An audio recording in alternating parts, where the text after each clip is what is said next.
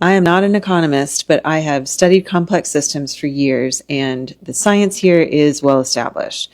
What we're seeing right now is multiple critical components of our economic and political network showing simultaneous strain. Think of it like a rubber band. It stretches and holds tension, and then it snaps suddenly.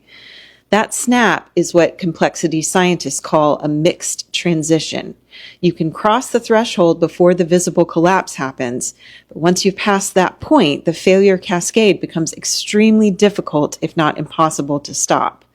With the government shutdown that went into effect October 1st, food price surges, over 30,000 jobs lost in the latest ADP report, with previous months revised downward, and all the other factors that we'll discuss, I believe we're approaching, if we haven't already crossed, that threshold.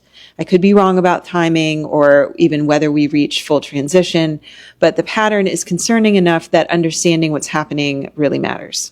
Zoom out a bit and think about the US as an extremely complex system made up of other complex systems. We're talking 330 million people, trillions in daily transactions, massive supply chains, massive global markets, all interconnected. Usually that complexity makes us resilient, but under the right or the wrong conditions, it becomes our biggest vulnerability. Failure cascade is how complex systems most often collapse. All the interconnections that are efficient in average circumstances become highways for problems to spread. One disruption triggers the next, like a line of dominoes, and it amplifies as it goes. There's something more abrupt than cascading failure, and this is called the mixed transition. This is what keeps complexity scientists up at night. Here's how that works. So tiny failures accumulate invisibly throughout the system. Everything looks fine on the surface, but you hit a critical threshold and suddenly even a small shock causes the whole thing to transform. And the scary part is once it starts, you can't reverse it because the underlying structure has fundamentally changed. The warning signs are increased variance in measurements, systems taking longer to recover from shocks, events becoming more correlated, and flickering between stable and unstable states. And so I think this sounds familiar to all of us in the US right now. Since 2020, we've been accumulating what researchers call failure drift. Eroding trust, supply chain vulnerabilities, mounting debt, extreme partisanship, and repeated fiscal crises. But 2025 is qualitatively different. This administration isn't dealing with sequential challenges. They're simultaneously attacking multiple core systems at once.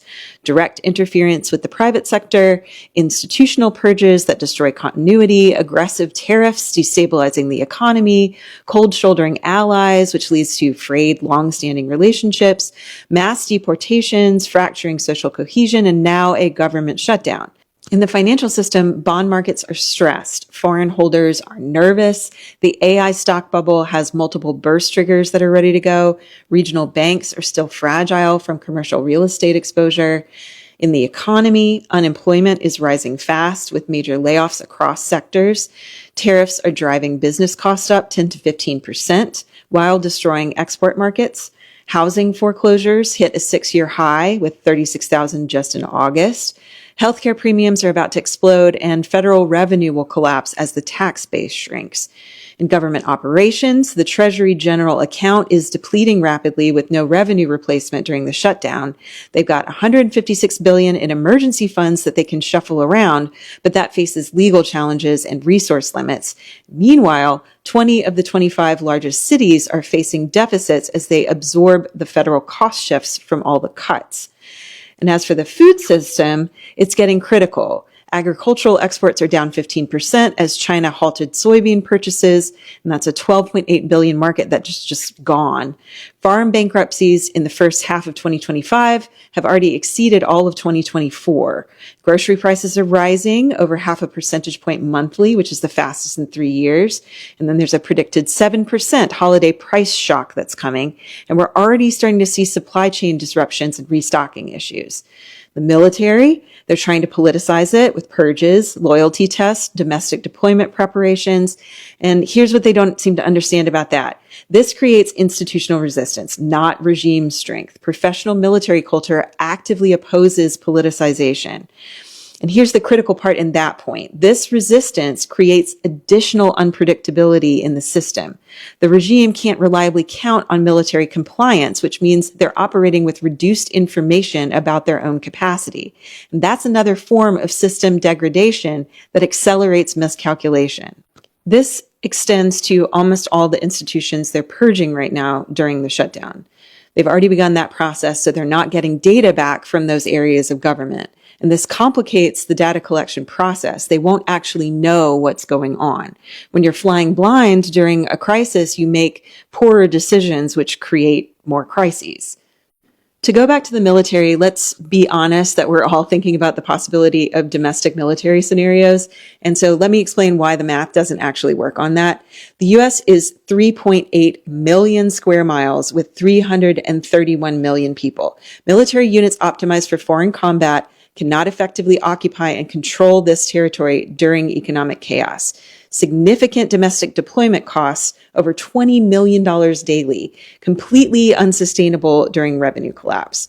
Economic collapse means military funding evaporates with the tax base. Security forces face the same personal economic hardships like foreclosures and unemployment as everyone else. So that reduces loyalty to a regime that's also causing their suffering. And the purges of experienced leadership created institutional opposition. Reports from the Quantico meeting this week show officers thinking about red lines and maintaining their apolitical bearing despite political pressure. Professional militaries resist politicization because it undermines mission effectiveness.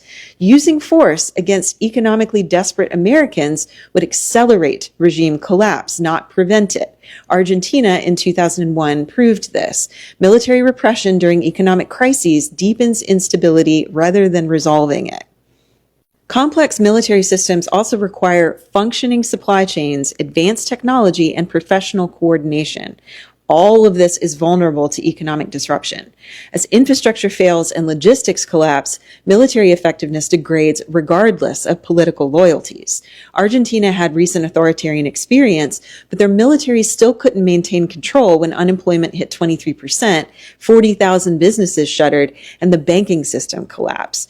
Mass protests drew hundreds of thousands despite violent repression, and the government fell. So when might this mixed transition actually occur? It's dicey, but it could be even as short as 4 to 8 weeks. We've got a convergence right now: financial stress, food price spikes, government shutdown, and economic data blackouts. And the October food crisis hitting consumer budgets during a broader unemployment surge could be the tipping point. For the regime collapse, it could be 6 to 16 weeks at this point, with multiple factors accelerating simultaneously. Treasury depletion is the first domino, and they're burning through the general account with no revenue replacement during the shutdown. That $156 billion in emergency funds buys time, but not that much. Then there's the debt ceiling crisis looming. If we hit the ceiling during the shutdown with tanking revenue, we face potential default, and that triggers bond market panic. Foreign holders who own trillions in U.S. debt start dumping bonds, and bond yields spike. That makes our debt service costs explode right when we can't pay our bills. Currency devaluation then follows. If bond markets lose confidence in U.S. debt, then the dollar weakens. That makes imports more expensive, which accelerates inflation, which makes the food crisis worse, which triggers more social instability. Meanwhile, mass unemployment is rising as businesses are forced to make emergency cuts in staffing or even shutter. Food shortages are hitting. International pressure mounts as allies watch us destabilize. And this is when elite defection starts to accelerate. So corporate leaders, major donors, even Republican officials, once the financial and political cost of continued support exceeds the benefit of staying loyal, they jump ship.